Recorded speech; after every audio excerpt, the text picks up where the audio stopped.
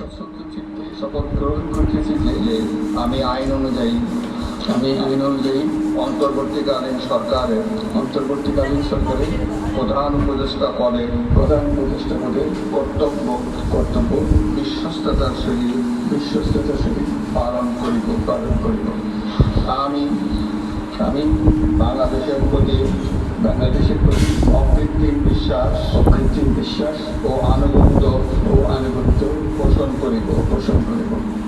আমি সংবিধানের রক্ষণ সমর্থন ও নিরাপত্তা বিধান করিব এবং আমি ভীতি বা অনুগ্রহ অনুরাগ বা বিরাগের বশবর্তী না হইয়া সকলের প্রতি আইন অনুযায়ী যথাবিধি আচরণ করিব।